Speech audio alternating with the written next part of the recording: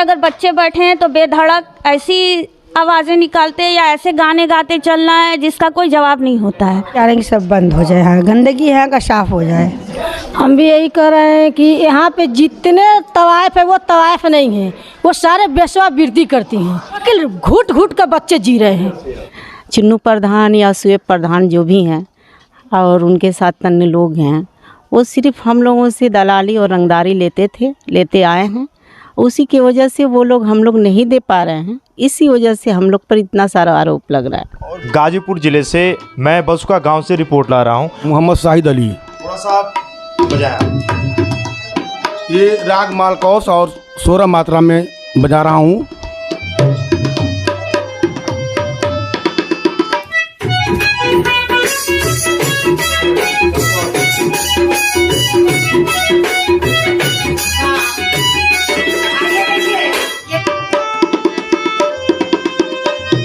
धा तिरकिट तक धा तिरकिट तक धा तिरकिट तक धा तिरकिट तक तू ना किट तक तू ना किट तक तू ना किट तक तू ना किट तक तिरकिट तक तिरकिट तक। मोहम्मद आबिद अली जी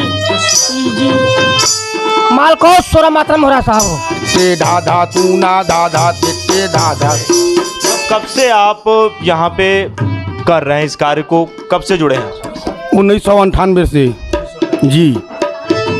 1998। आपका नाम जी मोहम्मद आबिद अली। हारमोनियम पे आप? जी हारमोनियम से 24 साल हो गया इस लाइन में हम लोग को करते हुए जी, इन लोग के साथ रहते हुए।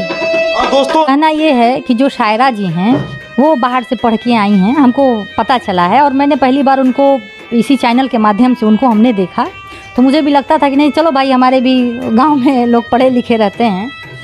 तो उनका कहना है कि ये बसुका गांव जो है ये एक बगीचा है फूलों का और कुछ फूलों में कीड़े लग गए हैं और ये बगीचा हमारा है। तो हम एक एग्जाम्पल देना चाहते हैं उनके लिए खासकर कि जैसे मेरा घर है, मैंने अपना घर बनाया, घर में मैंने बहुत सारे फूल लगाए हैं और मेरे पास बगीचे भी हैं, मैंने बगीचे में भी फूल लगाए हैं और मेरे घर के फूल में जो है कीड़े लगे हैं और गंदा पानी जमा हुआ है, उसमें पिल्लू पड़े हुए हैं।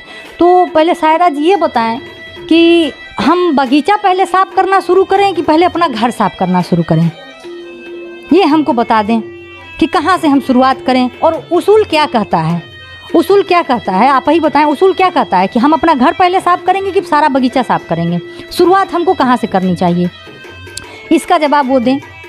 पहली बात कि इसका जवाब वो हमको दें कि शुरुआत हम कहाँ से करें।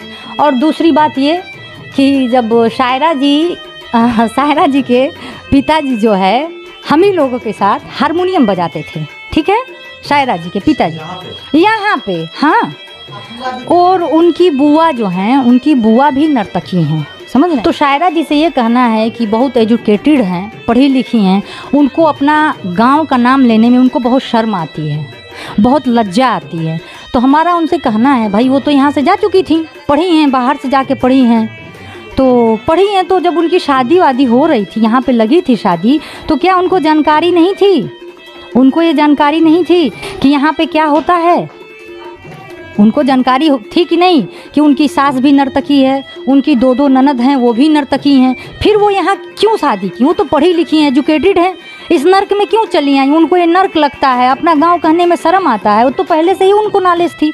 कोई हम लोगों को ये भी कहा गया है कि ये नाच मुजरा का क्या लाइसेंस होता है, इस गलत चीज़ के लिए कोई लाइसेंस भी देता है क्या? किसने कहा? ये डीएम साहिबा ने कहा है और यहाँ तक भी कहा है कि हम लोगों ने एसडीएम को हमारे सामने फ़ोन लगा के भी कहा है कि इस चीज़ की परमिशन ना दी जाए। एसडीएम हमारे एसडीएम साहब जो हैं वो सेमराई में फ़िलहाल उनकी पोस्टिंग है और उन्होंने बिना किसी जांच के, बिना किसी प्रूफ के ये बात उनको संतुष्ट करते हुए कह दिया कि आप लोग कराइए, आप लोग आगे बढ़िए और इसमें जो भी बाधा डालेगा हम उस पर एक्शन लेंगे।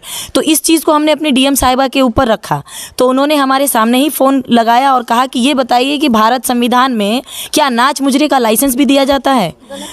तो ये गलत काम का लाइसेंस देने के लिए आपको किसने अप्रूवल किया और आपको क्या अधिकार है इस चीज़ के लिए? तो हमारे सामने भी एसडीएम साहब को डांटा गया, फ़ोन लगाया गया और उन्होंने पूरी कार्रवाई करने के लिए भी इस चीज़ को पूरा संतुष्टि देते हुए हमें बोला है। आप ये कह रहे हैं कि जो डीएम है गाजीपुर की, जी, ये बातें आपके सामने हुई? जी बिल्कुल हमारे सामने हुई हैं और हमें पूरा विश्वास है, अपने भारत सरकार पर पूरा विश्वास है, अपने भारत पर पूरा विश्वास है कि हमारा भारत, हमारा देश महान। ये जो संविधान में जो बातें कही जाती हैं ये एक कहने के लिए नहीं है, एक करने के लिए है और यही समय है कि अभी हम लोग को जागरूक होना है और इस चीज़ को हमें बंद करना है। नहीं, सवाल ही नहीं उठता है। या लोग अपना साइड देते हैं, जो इसका इन्वेस्टिगेट नहीं करना चाहते हैं तो वो अपना डिफेंस लेते हैं कि तुम प्रधान पर आरोप लगा दो ताकि ऐसा हो जाए। समझ रहे हैं? तो मेरा यह मानना है कि यह निराधार है, बिल्कुल इसमें कोई भी तथ्य नहीं। ग्राम प्रधान काम नहीं करता है, मैं उनको भी बोलता हूँ। ग्राम प्रधान से मैं बहुत प्यार नहीं करता हूँ, लेकिन जो सत्य है सत्य को तो सत्य कहना है। ग्राम प्रधान रंगदारी मांग, ये सब गलत बातें हैं। किसी ज़माने में जिस समय 82 में मैं कह रहा था, यहाँ पर एक टीम गठित हुई थी, कोई बाहर वालों की हिम्मत नहीं थी जो कि यहाँ बसुआ गांव में आकर के अंदर घुस जाए। नवयुवक दल यहाँ पर पिटाई करते थे उसकी। अब धीरे धीरे जो है किसी चीज़ पर जैसे धूल पड़ जाती है वैसे उन जवानों के ऊपर जो है मानसिकता के ऊपर धूल पड़ गई, वो बात ख़त्म हो गई, फिर वही शुरू हो गया। तो यह जो है कुछ नहीं है, इसको हम तो कह रहे हैं हाँ, अगर ठीक है इनके सामने जो रोजी रोटी की समस्या है, 5 साल का उनको बॉन्ड दीजिए कि 5 साल के बाद तो अपने रोजी रोटी की व्यवस्था करो। ईश्वर ने सबको जो है वही 2 हाथ 2 पाँव दिया है, सब कुछ दिया है, मेहनत करके खा सकते हो। कोई ज़रूरी कि वेश्यावृत्ति करके खाओगे, ऐसा कहीं कुछ नहीं है।